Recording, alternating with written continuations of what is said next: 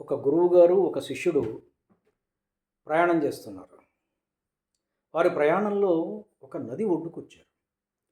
ఆ నది నిండుగా ప్రవహిస్తున్నది. నదిని దాటాలంటే తప్పనిసరిగా ఈత రావాల్సిందే. ఈత లేకుండా నదిని దాటలేరు. ఆ నది ఒడ్డున ఒక అందమైన యువతి 25 ఏళ్ల ప్రాయంలో ఉన్నది. అద్భుతమైన సౌందర్య రాశి ఆ నది ఒడ్డున నిల్చొని విచారంగా ఉన్నది.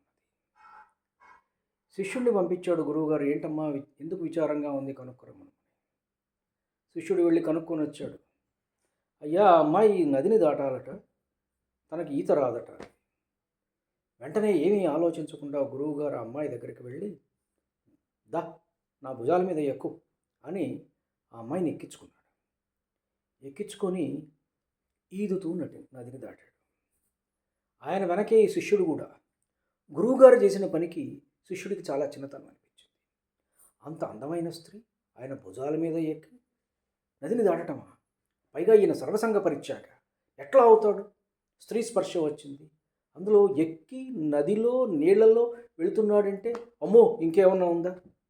చాలా కోపం వచ్చింది శిష్యుడికి. కానీ ఏం చేయగలడు? గురువుగారు కదా.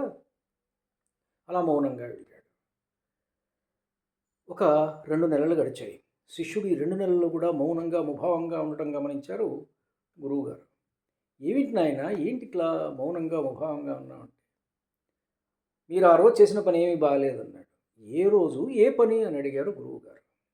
అదేనండి ఆ రోజు. ఏ రోజురా అని అడిగారు మళ్ళా గురువుగారు.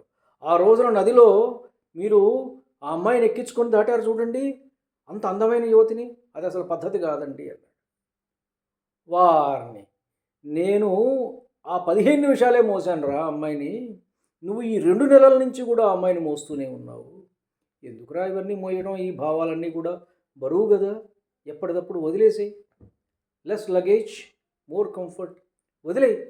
ఈ లగేజ్ని నువ్వు ఎంత వదిలేస్తే తాతల నాటి కథలు కూడా గుర్తుపెట్టుకొని అన్నిటినీ నువ్వు వివరిస్తానంటే నీ బుర్ర ఖరాబ్ అవుతుంది. బోర్డంత లగేజ్ ఉంటుంది. సో లగేజ్ అంతా కూడా వదిలేసేయి అని చెప్పి గురువుగారు చెప్పారు. కాబట్టి మనం కూడా ఆ శిష్యుడిలాగా ఎక్కడ లేని చెత్త లగేజ్ అంతా కూడా మనలో పెట్టుకోకుండా గురువుగారిలాగా ఎప్పటికప్పుడు లగేజ్ని వదిలించుకోవడం మంచిది.